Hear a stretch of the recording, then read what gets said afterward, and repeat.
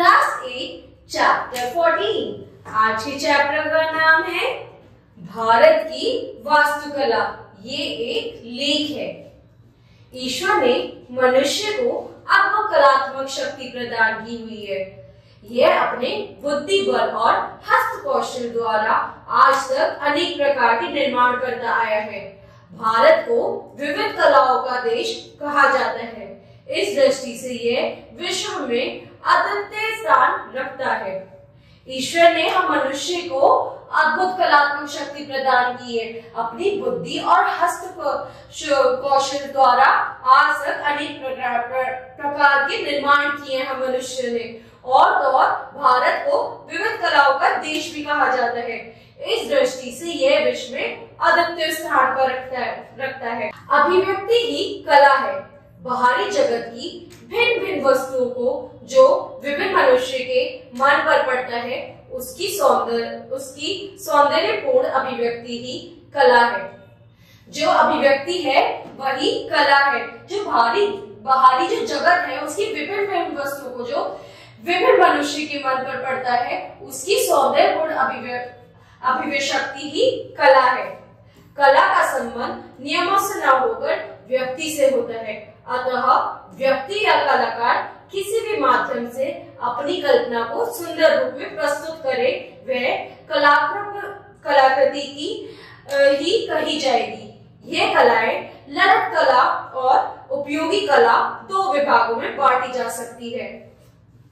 जो कला है उसका संबंध नियमों से न होकर व्यक्ति से होता है, यानी जो व्यक्ति या कलाकार है किसी भी माध्यम से अपनी कल्पना को सुंदर रूप में प्रस्तुत करे, वह कलाकृति ही कही जाएगी। यह कलाएं ललित कला व उपयोगी कला दो विभागों में बांटी जा सकती है। उपयोगी कलाओं में बढ़ई, कुम्हार, सुनार, राज, कुचलाई आदि के वास्तुव्यवसाय आते हैं, जबकि ललित कलाओं के अंतर्गत वास्तुकला, मूर्तिकला, चित्रकला, संगीत कला और कार्य कला, ये 5 कला भेद हैं। अब 2 कलाओं की बात हुई है, उपयोग कला, विभाग कला। जो उपयोगी कला है उसमें बड़े, कुम्हार, सुनार, जिलारे जैसे आदि चीजें होती है। और जबकि जो ललित कला है उसमें मूर्ति कला, आत्मकृत वास्तुकला, संगीत कला, चित्रकला, काव्य कला व 5 तरीके की कला का भेद है। मूर्त आधार की कलाओं में वास्तुकला आती है। वास्तुकला भवन निर्माण की कला है। आधार की अधिकता के बिना इसका अस्तित्व ही न संभव नहीं। भवन के लिए उपयुक्त स्थान, उसकी स्थिति, दिशा, सामग्री आदि बारीकियों को ध्यान में रखकर बनाए गए भवन की वास्तुकला के उदाहरण होते हैं। भारतीय वास्तुकला की परंपरा अत्यंत प्राचीन काल से चली आ रही है। इतिहास की बात ले तो आज से लगभग 5000 वर्ष पूर्व सिंधु घाटी की सभ्यता से वास्तुकला के चिन्ह मिलते हैं। तो आगे हमने क्या कहा, जो मूर्त आधार की कला है वो कला में वास्तुकला आती है, और वास्तुकला भवन निर्माण की कला है। आधार की अधिकता के बिना इसका अस्तित्व ही नहीं है। भवन के लिए उपयुक्त स्थान, उसकी स्थिति, दिशा, सामग्री आदि बारीकियों को ध्यान में रखकर भवन बनाया जाता है, और वे भवन ही वास्तुकला के उदाहरण होते हैं। भारतीय वास्तुकला की परंपरा अत्यंत प्राचीन काल से चली आ रही है। इतिहास की बात में तो आज से लगभग 5000 वर्ष पूर्व सिंधु घाटी की सभ्यता से वास्तुकला के चिन्ह मिलते हैं। मोहनजोदाड़ो और हड़प्पा नाम के 2 नगरों में श्रेष्ठ वास्तुकला के नमूने मिलते हैं। यहाँ के मकान 2 मंजिले और पक्की ईंटों से बनाए गए हैं। मकान का प्रत्येक कक्ष विशेष स्थिति को ध्यान में रखकर निर्मित किया गया है। स्नानघर का अपना महत्वपूर्ण स्थान है। अब मोहनजोदाड़ो और जो हड़प्पा नाम की जो सविशेष नगर है, उसका श्रेष्ठ वास्तुकला के नमूने मिलते हैं। यहाँ जो मकान है वो 2 मंजिला पक्की ईंटों से बनाए गए हैं। मकान के प्रत्येक कक्ष में विशेष स्थिति में ध्यान रखते हुए निर्मित किया है, और स्नानघर का अपना एक महत्वपूर्ण स्थान है। स्नानघर का सिंधु घाटी की सभ्यता के बाद मौर्य काल में भारतीय वास्तुकला अपनी चरम सीमा पर थी। सिकंदर के आक्रमण के पश्चात चंद्रगुप्त मौर्य के काल में देश अत्यंत संपन्न हो गया। यारुना के राजदूत मेगास्थनीज ने अपनी पुस्तक में चंद्रगुप्त मौर्य के महल, यहाँ पे हम क्या करेंगे, सिंधु घाटी की सभ्यता है उसके बाद मौर्य काल में भारतीय वास्तुकला अपनी चरम सीमा पर था। सिंधुगढ़ के जो आक्रमण के पश्चात चंद्रगुप्त मौर्य के काल में देश अत्यंत संपन्न हो गया था। यूनान की राजदूत मैक्सिने में अपनी प्रस्तुत पुस्तक में चंद्रगुप्त मौर्य के महल का बड़े विस्तार से वर्णन किया है। इस महल के खंभों पर सोने एवं चांदी के बेल बूटे बने थे और उन पर अनेक रंग रंगीने पक्षी अंकित थे। केवल राजमहल ही नहीं, साधारण लोगों के घर में भी बड़े बड़े और खुले आंगन वाले एवं कलात्मक होते थे।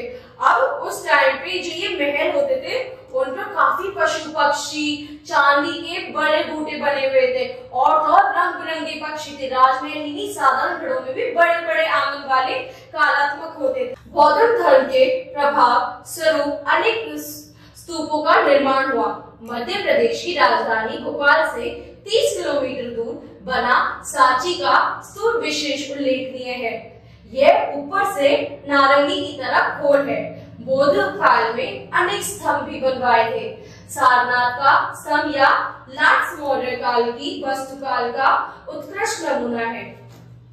यहाँ पे हमने आगे पढ़ा कि जो बौद्ध धर्म का जो प्रभाव है उनके स्वरूप संपूर्ण का निर्माण हुआ। मध्य प्रदेश की जो राजधानी भोपाल है से 30 किलोमीटर दूर बना सांची का स्तूप विशेष उल्लेखनीय है। यह ऊपर के नारंगी की तरह गोल है। बौद्ध काल में उनके स्तंभ भी बनवाए गए। जो बौद्ध काल था उसमें यहाँ पे उनके स्तंभ भी बनवाए गए थे। और सारनाथ का स्तंभ या लाट मौर्य काल का वास्तुकाल का उत्कृष्ट नमूना है। इसमें ऊपर पीठ से पीठ लगाए 4 सिंह बैठे हैं पर दिखाई 3 देते हैं। नीचे बीच में चक्र है और इनके इधर उधर हंस दौड़ते घोड़े, हाथी तथा सांड है। यही चक्र हमारे राष्ट्रध्वज में भी अंकित है और चारों सिरों की आकृति हमेशा हमारे देश के राज्य कागजों की मोहर है। अब आगे हमने क्या पढ़ा? आगे हमने पढ़ा इसकी जो ऊपर है वो पीठ से पीठ लगाए 4 सिंह है जिसमें दिखाई से 3 देते हैं और नीचे की तरफ बीच में से इधर उधर हंस दौड़ते घोड़े, हाथी व सांड भी है। ये जो चक्र है वह हमारे ध्वज में भी है और तो और हमारी राज्य कागजों की मोहर भी है। भारतीय वास्तुकला ही नहीं, सभी कलाओं की दृष्टि से भी गुप्त काल को भारतीय काल का स्वर्ण युग माना जाता है। इस युग में ललित कलाओं, स्थापत्य कलाओं और उपयुक्त कलाओं सभी क्षेत्रों में अत्यंत उन्नति हुई। इस काल में अद्भुत कलात्मक मंदिर बने। अब भारतीय वास्तुकला जो ही नहीं, सभी कलाओं की दृष्टि से भी गुप्त काल को भारतीय कला का स्वर्ण युग माना गया है और इस युग में ललित कलाओं, स्थापत्य कलाओं और उपयोगी कलाओं को सभी क्षेत्र में अद्भुत माना गया है। इस काल में अद्भुत कलात्मक मंदिर भी बने हैं।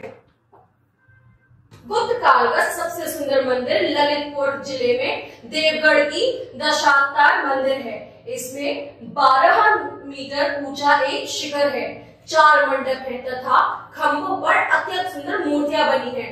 दिल्ली में कुतुब मीनार पार्क के पास बनी लोहे का लाट धातु विज्ञान का अद्भुत नमूना है। अब हमने आगे क्या पढ़ा? हमने पढ़ा जो गुप्त काल का सबसे सुंदर मंदिर ललितपुर जिले में देवगढ़ का दशावतार मंदिर है। इसमें 12 फीट ऊंचे का शिखर है और 4 मंडप तथा खंभों पर अत्यंत सुंदर मूर्तियां बनी हुई है। दिल्ली में जो कुतुब मीनार है वहां पर जो एक मोटा सा खंभा है, लोहे का लाट धातु विज्ञान का अद्भुत नमूना है। गौतम बुद्ध के शिष्यों ने पर्वतीय प्रदेशों में साधना के लिए एकांत स्थान खोजे। पहाड़ों और गुफाओं को काटकर मंदिर बनवाए गए। इन्हीं मंदिरों के दक्षिण में अजंता और एलोरा और दक्षिण भारतीय में तंजावुर, चिदम्बरम, मदुरई, रामेश्वरम आदि स्थानों पर बने अनेक मंदिर इसके उदाहरण हैं। तंजावुर का बृहदेश्वर मंदिर विश्व भर में प्रसिद्ध है। अब आगे हमने क्या पढ़ा?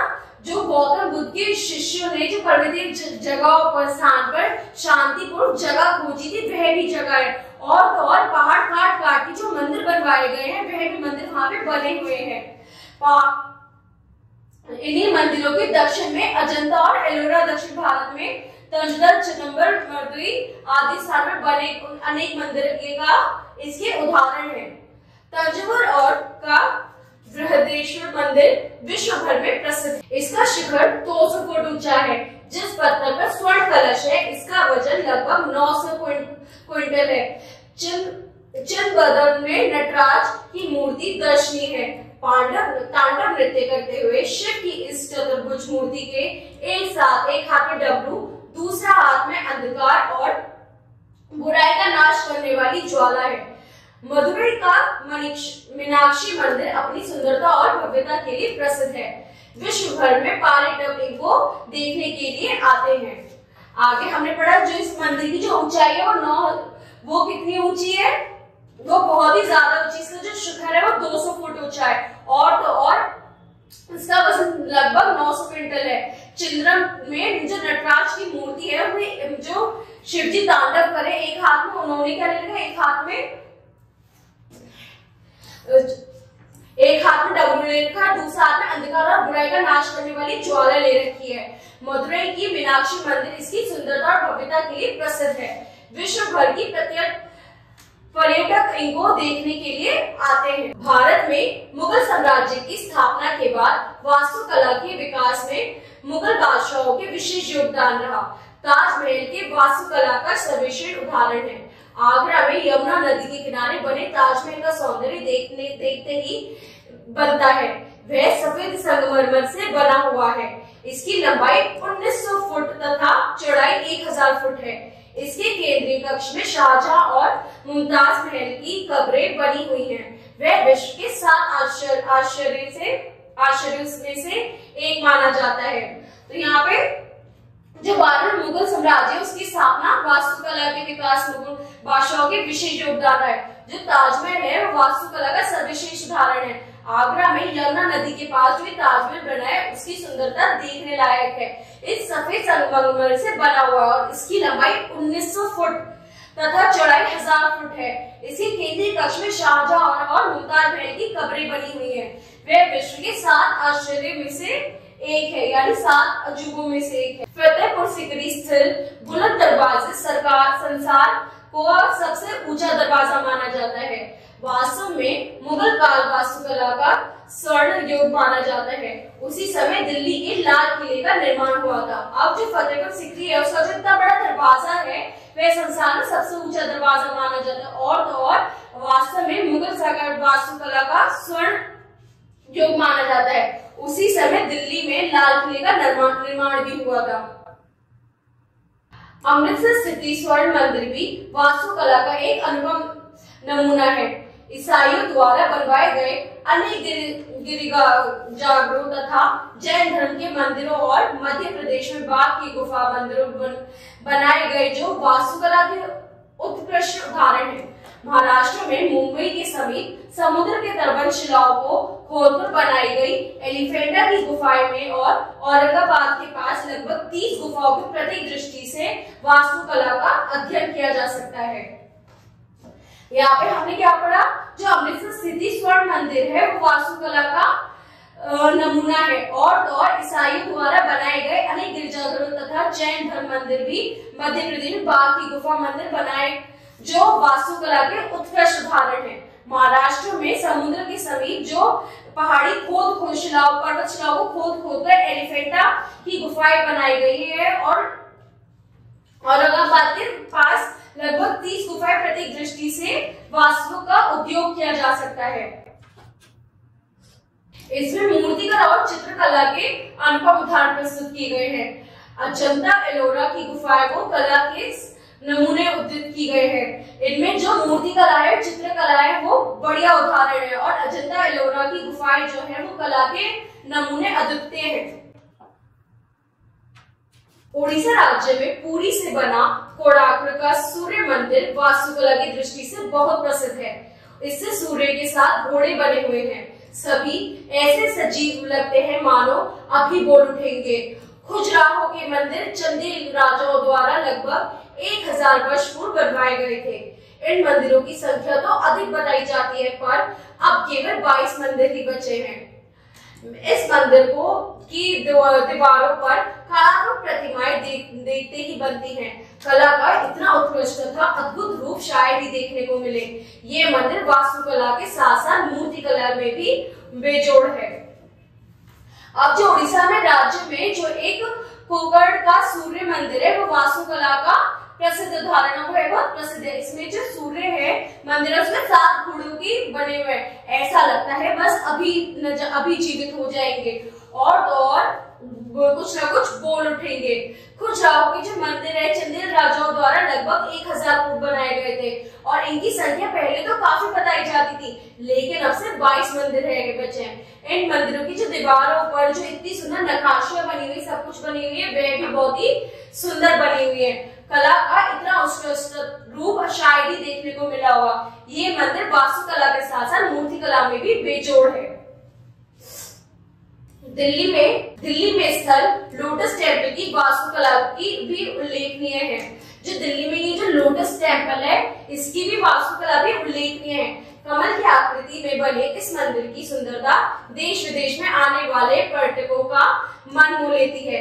यहाँ की इसकी जो सुंदरता है, जो फूलों के कमल की आकृति में जो बना हुआ मंदिर है, देश विदेश से लोग इसे देखने आते हैं और उनका मन बड़ा ही मोह लेती है।